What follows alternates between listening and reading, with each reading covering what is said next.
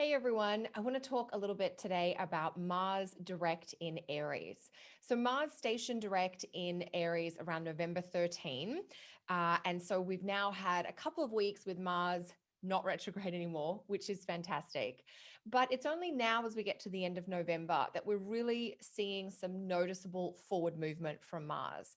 And this has to do with the fact that when a planet stations retrograde, it's kind of reorienting or pivoting in place and sort of turning from facing backwards to facing forwards.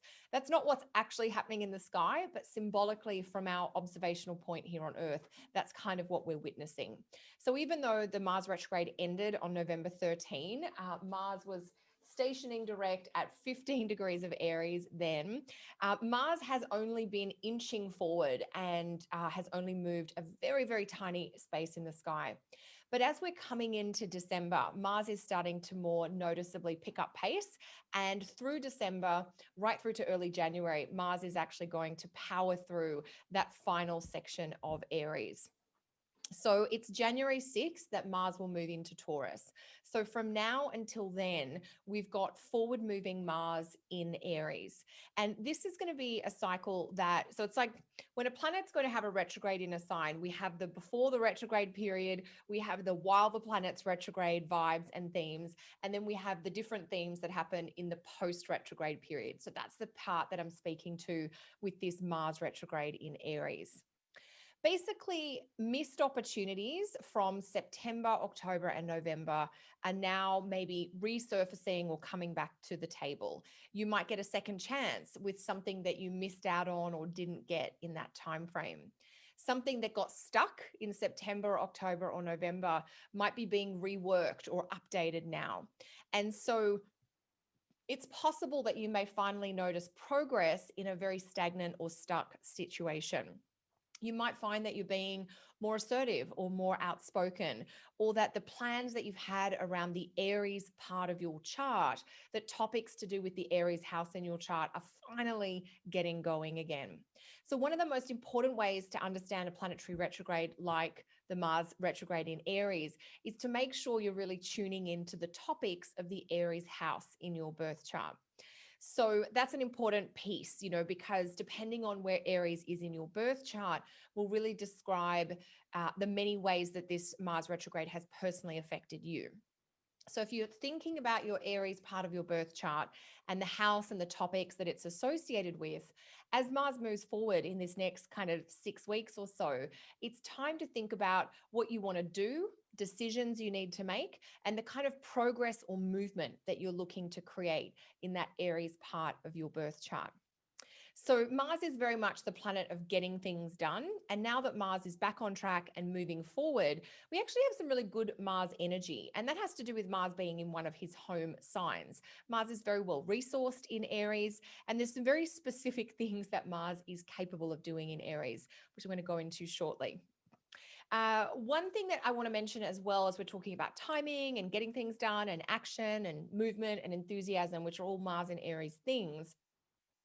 Mars is moving forward in Aries, which is great, but I do think you're going to notice a shift around December 17 in terms of Mars in Aries being more effective or being able to really accelerate the pace of progress. And what happens on December 17? Saturn moves into Aquarius. That's its own separate cycle, which I'm going to have a series of videos talking about all the different iterations of Saturn in Aquarius, but so I'll save a lot of that material for then. But the key is that right now, Saturn is in Capricorn, forming what's known as an overcoming square to Mars in Aries. And that's quite a limiting place for Saturn to be in. And so Mars in Aries is moving forward and no longer retrograde, but is still dealing with that kind of watchful overseer of Saturn in Capricorn. So I think we will find the last few weeks of Mars in Aries from December 17 to January 6th as being really potent for Mars to be especially effective now that Mars is freed from that over watchful, overbearing Saturn in Capricorn vibe. So do sort of pay attention to how your experiences around the Aries part of your chart and your life change, get easier, or things start to really happen after Saturn changes signs. So that's a little bit of an extra tidbit to keep in mind. Almost like some of the fear that might be holding Mars and Aries back or might be keeping you going really slowly and cautiously, that fear does subside or go away. So when I was getting ready to put this together, I've written a blog post called Mars Direct in Aries, Courage, Choices, and Progress. And this video is a summary of that blog post. And I'll link to that blog post below. So if you do want the full detail or you like to read in addition to watch, you can go and check that out. I was reading a section on Aries in a book called The Eternal Drama by Edward Edinger. And he writes about Aries, which is sort of the god associated with Mars. He says, it also embodies courage and the capacity for aggressive self-assertion. So we're all getting access to more courage. And there is this kind of fighting warrior energy. Warrior, not worrier. I know my accent can be a bit confusing there. So, what is it that you want to fight for? What is it that you want to take a stand against, for instance? You might need to be more assertive in general. You might need to stand up for yourself or stand up for someone else. You might need to say no to something when that's your genuine response to a situation. Mars in Aries is very clear and very direct. He doesn't like to muck about or waste time. He just gets straight to the point. And sometimes that can seem sharp and off-putting, but the other side of it is it's very clarifying because you're not left with any doubt as to where you stand or to what's really going on. So there's a way to kind of explore that interrelationship between courage and self-expression or assertiveness, I think, as Mars continues through Aries. You might be thinking about, what is it that I want to really go into battle for? Is there something that is really important to me that I want to fight for? It might be that you're getting a little bit more of the cutting energy of Mars, where you think, actually, I'm kind of done dealing with this drama or fighting this fight, and I just want to cut it away or cut it out of my life. And one thing that I really thought about when I was reflecting on Mars in Aries was the idea that because Mars in Aries loves a battle, loves a fight, I wonder if that's an indication that in this final period of this very long Mars in Aries cycle that's been a feature of the whole second half of 2020, that whether there is an uncomfortable encounter or a heated interaction that we just need to have. We need to speak our truth or have it out with someone. Maybe there is a fight or a disagreement that you just can't ignore or put off anymore. But this can be an honest expression of your will or your desire, so that it might seem like it's heated or there's discord or tension or disagreement, but sometimes we have to navigate that sense of, I want this, well, I want that. And then how do we find our way through it? We can't even figure out a way through unless we've been clear on the different things that are kind of competing for time or energy or attention. So one of the phrases that I'm just going to read a sentence from the blog post here. With awareness and when directed towards a specific outcome or deployed against an attack, the Mars in Aries combination of aggressive self-assertion might describe acting in a dignified, strategically assertive manner, like fighting the good fight. And so that's part of the Mars in Aries. And maybe you're already noticing that. It's like we need to get things out. We're no longer stewing on them and things are not getting stuck. We're not avoiding the tough conversation or the difficult interaction. But I also thought about how, since Mars is traditionally known as a malefic planet and typically more associated with stirring things up or agitation or even kind of instability, it's like Mars is a planet associated with destabilizing and cutting things, and it's associated with the surgeon's knife, which can be life-saving or lethal depending on the intention of the person using the weapon, if you like. So as the planet of war and strife, Mars can really be used to separate and to divide, to like cleave things apart or to cut away. And if you're using the surgeon's knife to cut away a cancer inside of you, that's fantastic. And I think there's a way we can use that sort of symbolically in terms of what do we need to cut away or remove from our lives right now. I'm not suggesting you go and destroy everything you've worked for or built up, but if there is a task, a duty, a debt, an obligation, a mindset, a habit, a tendency, or a responsibility that you would like to remove from your life, you might be able to call on Mars in Aries to help you cut it away, to slay it, to destroy it, depending on what's relevant for the situation that you have in mind. You might end something like resign or step away from a professional, social, romantic, or even family situation. Maybe it's hurting you. Maybe it's a situation that hurts you or where you don't feel safe and you're like, I'm just better off not having that in my life. Maybe you're ready to destroy a debt or to ditch a self-defeating tendency, or find a new way to manage a problem that has caused you pain.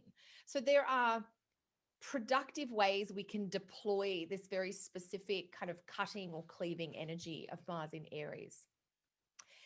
And so I want you to really think about that. What is it that I kind of want to destroy or get out of my life? What do I need to cut away? The image that comes to my mind as I'm describing this to you now is uh, when we first moved into our house in Canada. The garden was quite overgrown. And the first couple of seasons, the first sort of 2 springs and summers there, I spent a lot of time in the garden. I had to go and buy like garden shears, and I had to buy a couple of very sharp cutting pieces of equipment because there was a lot of pruning that I needed to do. There was, dead plants that I needed to dig up. Of course, I used a shovel for that, but there was a lot of cutting back of the overgrowth that had to happen, partly because I couldn't even really figure out how this garden was going to work when it was so crowded and closed in. Once I cut it back, we could see where the sunlight could go and what plants we could use. And we also were able to create, if you've ever done a lot in the garden, some plants, if you just leave them and they go wild for 5 years, they get very scraggly and spread out and their energy gets quite scattered. And if you give them a good pruning and cut them back, you end up a year later, you end up with this really lush, thick, kind of rich plant that tends to produce better flowers or fruit or leaf growth, depending on the type of plant it is. And so that pruning is essential. Even though it feels like you're destroying something, it's an act of containment and kind of redirection. And so that's what I'm suggesting here with this idea of Mars as the cutter or the destroyer. Where in your life have things become overgrown or unnecessarily crowded? Maybe there's so much going on that you can't even see what you've forgotten what the intention was because it's just got so hectic around it. So the paring back of Mars, or using this Mars in Aries time to pare back and to cut away, I think is really effective. For me, I've been making a couple of professional choices and just kind of reassessing some of the maybe the social connections and the who are the really treasured friends for me, and who are the people that I interact with that might be a little draining rather than replenishing. And it's not that there's certainly a couple of people that I'm like, some distance is going to be good, and there's a few other people where I'm like, some temporary space is great. There's some work stuff that I'm like, that needs a good pruning, if you like. So there's a few things that I've been contemplating putting on the chopping block, so to speak. And it's feeling really good. I'm enjoying some of the things that I am starting to just step away from or create space with. And some of those things will become obvious as we move into 2021, when I kind of finish up existing obligations and things like that. And it's not to say that for me personally, there's anything hugely negative there. It's just, I want to prune back. I want to have like the essentials and not a lot of superfluous or extra stuff. The extra stuff is really fun, but that's not what I'm feeling right now for me. I just want that kind of pruned back, main sort of core thing. And so I invite you to do something similar, whether that's personally for you, whether it's socially with friends, with family, with your time, your work schedule, whatever you want it to be. And the final thing that I mentioned in the blog post, which I want to share with you today, is shortly before, like the day before I sat down to write the Mars Direct blog post, I had a conversation with my brother and his partner, and got to connect with one of my nephews and my niece in Australia. And my niece is this just absolute bright spark of a 3-year-old. They're just so, kids at that age, I know they're very high energy and they're very intense for their parents, but they've got this real vitality and the life to them, like so much brightness, if you like. But a little interaction that we had with her sort of made me think of this Mars in Aries. So I just want to tell you the little story and then I'll give you the Mars in Aries piece. So my 3-year-old niece really popped into my mind, and I was thinking about how when I ask her, did you like your snack? And she's just eaten something. Did you like that, or did you enjoy that? She has no hesitation in telling me, no, I did not like that. No, no. And she doesn't even really explain herself. She's like, no, I didn't like it. When you watch a toddler, their no is not just verbal, it's physical or visceral. The head turns away, the body pulls back, almost like the very idea of the thing that she didn't like, she wants to pull away from. And what I want to encourage you is to be like my niece, that if there's something that you don't like, pull away from it, turn away from it, say no to it. You don't have to explain why, you don't have to justify your no. You're allowed to refuse something simply because you don't want it. And this is like a softer iteration of that aggressive self-assertion. This doesn't have to be aggressive, but it can be clear. You might notice what happens in your body when you say no. And it's a very powerful act of courage and of self-awareness. So I encourage you to be inspired by my little niece over the next few weeks to see if there is something that you really want to say no to. When you do say no to something, it can free up resources to allow you to explore something different or to move forward about something that is more of a passion for you. Often when we're tied up in something, we don't even realize how much of our resources, our energy, our brain processing space is going into that thing. And so just by saying no or stepping back, we kind of give ourselves the gift of more energy and that kind of mojo and motivation, which is such a Mars in Aries thing. So the other side of the no is something else that I see, not just in my niece, but just in little kids in general. Both my nephews do this as well, is what I call the gimme. And what I mean by that is the idea that, little kids, my darling niece, my nephews, they're very, very good at the give me, which is like the reach and grab, the sometimes sort of unintelligible request for something. Even though the words don't come out clear, you know exactly what they want because their whole being and their eyes is like, I want the snack, or I want the toy, or I want to go to the park, whatever it happens to be. It's this crystal clear expression of desire, or really it's I want this thing. And Mars in Aries, we say, represents that I want principle. And so maybe, there are things that you need to kind of destroy or say no to or step away from. There are decisions that you're ready to make, but there's probably at least one thing where you're in that kind of gimme toddler space of, I want more of that. Whether that's freedom or time, whether that's a challenging undertaking at work, whether it's a physical thing, like maybe you have a wellness protocol or an exercise regime that you want to get into. Maybe it's a book you want to read or a skill you want to learn. It can be absolutely anything. In the same way that you don't have to justify, explain a refusal, you don't have to justify or explain a desire or a want that you have either. And so my wish for you over these next few weeks with Mars direct in Aries, in addition to being able to enjoy any and all second chances for missed opportunities of events that may have got lost in the, messiness of September and October and November, is that you do two things inspired by my niece, that you kind of viscerally say no or, refuse something that you really genuinely don't want, and that you do a little bit of a gimme and think about what you want more of. So there's a lot of technical info at the start of this video about the Mars in Aries cycle and how you can make the most of it between now and January 6th before Mars moves into Taurus. And then hopefully a couple of little stories that you found helpful to understand how you can use this energy in that time frame. As always, please do click subscribe, like the video, leave a comment below.